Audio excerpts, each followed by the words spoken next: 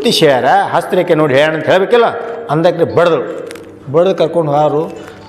ಆದ ಅಲ್ಲೇ ಸೋದರ ಮಾವ ಕೊಟ್ಟಿದ್ರೆ ಆವಾಗ ಸಣ್ಣ ಮಕ್ಕಳ ಲಗ್ನ ಇತ್ತು, ಸಣ್ಣವ್ರ ಲಗ್ನ ಮಾಡ್ತಿದ್ರು. ಆ ಹುಡುಗಿ ದ್ವಾರ ಆಗೋದನ್ನ ಲೇಟ್ ಆಕೈತೆ ಅಂತೇಳಿ ಅವ ಮತ್ತೊಂದು ನೋಕಿನ ಮಾಡ್ಕೊಂಡಿದ್ದ.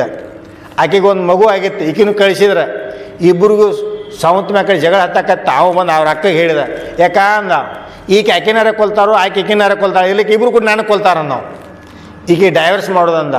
ಮುಂದೆ ಡೈವರ್ಸ್ ಆತು. ಅವಾಗ ಅಮ್ಮ ಆಕೆ ಮಾತಾಡಕತ್ರು, ಅವ್ನು ಹೇಳಿದ್ಲ ಅದು ಕರೇನ ಆತು ನೋಡಿ, ಇಬ್ರು ಗಂಡುಗಳು ಅಂದ್ರಲ್ಲ. ಆ ಹುಡುಗಿ ಯವ್ವ ಇಬ್ರು ಗಂಡುಗಳು ಅಂದಾನ, ಅವ ಎರಡನೇದವನ ಚಂದಂಗೆ ನೋಡ್ತಾನಿಲ್ಲ, ನೋಡು ನಡಿ ಕೇಳುನು. ಬಂದಳು, ಬಾಗಿಲಿಗೆ ಬಂದಳು. ಮತ್ತ್ಯಾಕೆ ಬಂದಿವ, ಇನ್ನು ಅದ ಮಾಸೂತ್ ಎದೆ ಹಿಡ್ಕೊಂಡೆ. ಐತಲ್ಲ ನೀ ಹೇಳ್ದಂಗೆ ಇಬ್ರು ಗಂಡುಗಳು ಆದ್ರೆ ಮತ್ತು ಎರಡನೇದ ಮಾರಿ ನೋಡ್ತಾನೆ ಕೇಳಕ್ಕೆ ಬಂದೇನೆ ಅಂದ್ರೆ, ಹೋಗ್ ನಡಿ, ನಿನ್ನ ಗಂಡ ಅವು ನೋಡಿದ್ರು ನಡಿ ಅಣ್ಣಿ. ಆಕೆ ಮುದುಕಿ ಪಡ್ನ ಬಡಿತು, ತೆಲಿಗೆ ಬಡಿತು. ನಡಿ ಹೋಗಿ ಕಾಲು ಬಿಡೋಗಂದ್ರೆ ಆ ಕಾಲಿಗೆ ಬಂದು ಬಿತ್ತ ಹುಡುಗಿ. ಕಾಲಿಗೆ ಬಂದು ಬಿದ್ದ ಕೂಡಲೇ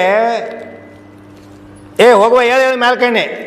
ಆಕೆ ತೆಲಿಗೆ ಬಿಡದೆ ನನಗೇನು ಹೇಳ್ತಾಳೆ ಮುದುಕಿ. ಹಿರಿ ಮನುಷ್ಯರ ಎಷ್ಟು ಸಂಸ್ಕಾರ ಐತೆ ನೋಡ್ರಿ. ಯಪ್ಪ ಆಕೆಗೆ ಏನಾರ ಹರಕೆ ಕೊಟ್ಟೆ ಬಸ, ನನ್ನ ಮಗನ ಕೈ ಮುಗಿತಾನೆಪ್ಪ, ಹಂಗೆ ಅನ್ಬೇಡಪ್ಪ, ಹರಕೆ ಕೊಟ್ಟೆ ಬಸು. ಆಕೆರಿ ಹೇಳುವಳ ಮ್ಯಾಲ್ಕ. ಮತ್ತು ಹರಕೆ ಕೊಟ್ಟ ಎರಡನೇ ಗಂಡು ನೋಡುದಿಲ್ಲ ಅಂದಾನೆ, ಇನ್ನೇಂದ್ರೆ ಹರಕೆ ಕೊಡೋದೈತೆ ಯಪ್ಪ ಅಂತ ಹಿರಿ ಮನುಷ್ಯಾಳ ಕೈ ಮುಗಿತದಕ್ಕೂ ನನಗೆ ಹುಡುಗ ಬುದ್ಧಿ. ಗಂಡು ಮಗ ಆಕೈತಿ ಹೇಳುವ ಇನ್ನಿ ಗಂಡು ಮಗ. ಆಕೆ ಹೆಸರು ತೊಗೊಂಡು ತಪ್ಪಕತ್ತದ, ಮತ್ತೆ ಬಡ್ದಳ. ಗಪ್ರ ಯಪ್ಪ ಇನ್ನಡ್ಸಿ ಹೇಳೋ ಚಂದಂಗೆ, ಗಂಡು ಮಗ ಅಂದಿಲ್ಲ ಯಪ್ಪ. ಇಲ್ಲವ ಸರ್ಕಾರಿ ನೌಕರಿ ಆತತಿ, ಗಂಡು ಮಗ ಆಕತಿ ಅಂತ ಹೇಳಿ. ಸರಿ ಆಯ್ತು.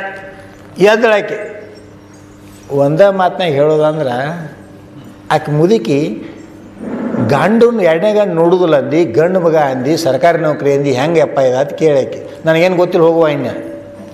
ಈಗ ಆಕೆ ಮದುವೆ ಒಂದೇ ವರ್ಷದಾಗ ಆತ. ಈ ಸದ್ಯದ ಆಕೆ ಭೇಟಿ ಮಾಡಿಸ್ತಾನೆ. ಮತ್ತು ನಿಮಗೆ ಮದುವೆ ಒಂದೇ ವರ್ಷದಾಗ ಆತು. ಅವನು 12 ಊರು ತಿರುಗಾಡ್ರು ಮಕ್ಕಳಾಗೋದಿಲ್ಲ, 2-3 ಹೆಂಡ್ರನ್ನಾದ್ರೂ. ಅವು ಉದಾಹರಣೆ ಅದಾವ ನನ್ನ ಕಡೆ. ದೇವಿ ಶಕ್ತಿ ಅಂತದ್ದು ನೋಡು. ಆ ತಕ್ಷಣ ಆಕೆ ಹೊಟ್ಲೆ ಆಳು ಗಂಡು ಕೂಸನ್ನ ಆಡ್ದ. ಹೆಣ್ಣಾರ ಆಗಬೇಕಿಲ್ಲ, ನಾ ಗಂಡು ಅಂದಾನೆ ಗಂಡ ಹುಟ್ಟದ. ಗಂಡು ಕೂಸನ ಆತು. ಆ ಗಂಡು ಹುಟ್ಟೈತೆ ಅನ್ನೋದು ಅಷ್ಟೇ ಗೊತ್ತಾತ. ಆ ಗಂಡು ಇವತ್ತಿನವ್ರಿಗೂ ಇಲ್ಲ ನಾಪತ್ತೆ ಆಗ. ಇನ್ನು ಗೌರ್ಮೆಂಟ್ ನೌಕರಿ ಅಂದ್ರೆ ತೋಟದಾಗಿನ ಸಾಲಿ ಆ ಗಂಡು ಬಿಟ್ಟು ಏನೋ ಪಾಪ ಏನು ಮಾಡೋದು, ಆಕೆಗೆ ಆಶ್ರಯ ಆಗಲಿ ಅಂತ ತೋಟದಾಗಿನ ಮೇಲೆ ವಿಚಾರ ಮಾಡಿ ಆಕೆನ ಅಡುಗೆ ಮಾಡಕ್ಕೆ ತೊಗೊಂಡ್ರೆ ಗೌರ್ಮೆಂಟ್ ನೌಕರಿ ಹಾಕ್ತೆ. ಆಕೆ ಕಮ್ಗಾಲ ಮಾಡಿ ಈಗ ಎಲ್ಲ ಚಲೋ ಬಡ್ಡಿ ವ್ಯವಹಾರ ಮಾಡ್ಕೊಂಡು ಎಲ್ಲ ಮಾಡ್ಕೊಂಡು ಮನೆ ಕಟ್ಕೊಂಡು ಗಂಡು ಮಗ ಈಗ ನೌಕರಿ ಮಾಡ್ತದೆ ನೋಡ್ರಿ. ಇದನ್ನು ಯಾಕೆ ಹೇಳಕತ್ತೇನಂದ್ರೆ, ಗುರು ಅಲ್ಲೇ 16ನೇ ಅಧ್ಯಾಯದ 23ನೇ ಶ್ಲೋಕ ಮುಗಿಸ್ತಾನೆ. ಅಪ್ಪರು ಹೊಂಟಾರ ಅವಸರಕ್ಕೆ ಅನಿಸ್ತು ಮೋಸ್ಟ್ಲಿ. ವಿದ್ಯೆ ಶಾಸ್ತ್ರ ವಿವೇಕ ಬರುವುದು ನಿಮಗೂ, ವಿದ್ಯೆ ಶಾಸ್ತ್ರ ವಿವೇಕ ಬರುವುದು, ಬುದ್ಧಿ ಚೊಕ್ಕಟಬಹುದು, ಬಹು ವಾಕ್ಸಿದ್ಧಿಗಳು ದೊರಕುವು. ನೀವು ಯಾರ್ಯಾರ ಮಕ್ಕಳಿಗೆ ಬೇದ್ರಿ ಅಂದರೆ ಶಾಪಕತೆ. ನನ್ನ ಮಗ ಚಲೋ ಆಗಲಿಪ್ಪ, ಒಳ್ಳೆ ನೌಕರಿ ಹತ್ಲಿಯಪ್ಪ ಅಂತಂದ್ರೆ ಹಂಗೆ ಆಕತಿ. ಬಹು ವಾಕ್ಸಿದ್ಧಿಗಳು ದೊರಕುವು, ಸಂತಾನಗಳು ಹೆಚ್ಚು. ಯಾರ್ಯಾರ ಮಕ್ಕಳಿಲ್ದವ್ರು ಬಂದ್ರೆ ಆಶೀರ್ವಾದ ಯವ್ವ.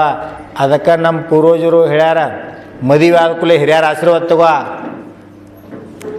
ಒಟ್ಟು ಆಶೀರ್ವಾದ ತಗೋ. ನೀವು ಅಂತಃಕರಣದಿಂದ ಆಶೀರ್ವಾದ ಮಾಡಿದರೆ ಸಂತಾನಗಳು ಹೆಚ್ಚು, ಸಿದ್ಧಿ ಪುರುಷರು ಎನಿಸಿಕೊಳ್ಳುವಿರಿ. ನಿಮ್ಮಲ್ಲಿರುವ ಯುದ್ಧ ರೋಗವು ಪರಿಹಾರವು. ದೀನೋದ್ಧರಣಬಹುದು ಎನ್ನ ಚರಿತೆಯೊಳೆ ಎಂದಳಾದೇವಿ. ದೀನೋದ್ಧರಣ ಅಂದ್ರೆ ದೀನರು, ದುರ್ಬಲರು, ಬಡವರು, ನಿರ್ಗತಿಗೂ ಉದ್ಧಾರಕತ ಚರಿತ್ರೆ ಒಳಗೆ. ಅದಕ್ಕೆ ಈ ಕಾರ್ಯಕ್ರಮಕ್ಕೆ ಪೂಜ್ಯರು ಬಂದಾರ. ಅವರ ಬೇರೆ ಕಾರ್ಯಕ್ರಮಕ್ಕೆ ಹೋಗ್ಬೇಕಾಗಿತ್ತು, ನಮ್ಮ ಕರೆಗೆ ಹೋಗೋಟ್ಟು ಬಂದಾರ. ನಾವು ಮತ್ತೆ ಹಂಗಾಗಿ ಇನ್ನು ಮತ್ತೆ ನೆಕ್ಸ್ಟ್ ಊಟ ಮಾಡಿ ಮತ್ತೆ ಬಂದವ್ರು ಇರ್ತೈತೆ. ನೀವು ಮುಂಜಾನೆ ಹೋಗ್ಯಾರ, ನೀನು ಹೋಗ್ಯಾರ ಬರ್ತಿರ್ತೈತೆ ಹೋಗಿರ್ತೈತೆ. ಹಂಗೆ ನೀರು ಬರ್ತಿರ್ತೈತಿ ಹೋಗಿರ್ತೈತೆ, ನೀರು ಬರ್ತೈತೆ ಹೋಗ್ತೈತೆ, ಹರಿ ನೀರಿದೆ. ಅದಕ್ಕೆ ತಾವೆಲ್ಲರೂ ಬಂದಿರಿ. ಇದು ಮುಂದೆ ಪ್ರಸಾದ ಮಾಡಿ ಯಾರಿಗೆ ಅನುಕೂಲತೆ ಅವ್ರು ಇರ್ರಿ, ಅನುಕೂಲ ಇರದೇ ಇದ್ದವರು ಮತ್ತೆ ಹೋಗ್ಬೇಕನ್ನೋರು ಹೋಗ್ರಿ. ಮತ್ತು ಗುರು ದರ್ಶನ ಮಾಡ್ತಾಯಿರ್ರಿ. ಇಲ್ಲೇ ಬರ್ಬೇಕತ್ತಿಲ್ಲ, ನಿಮ್ಮ ಊರೊಳಗೆ ಒಳ್ಳೆಯ ಪುಣ್ಯವಂತ ಮಹಾತ್ಮರನ್ನ ಗುರುವಿನ ಆಯ್ಕೆ ಮಾಡಿಕೊಂಡ ಗುರುವಿನ ಸನ್ಮಾರ್ಗದೊಳಗೆ ಹೋಗಿ ನಿಮ್ಮ ಜನ್ಮವನ್ನು ಪಾವನ ಮಾಡ್ಕೋರಿ ಅಂತಕ್ಕಂಥ ಮಾತನ್ನು ಹೇಳಿ ನನ್ನ 2 ಮಾತಿಗೆ ವಿರಾಮ ಕೊಡ್ತಾ ಇದ್ದೇನೆ. ಈಗ ಪೂಜ್ಯರಿಗೆ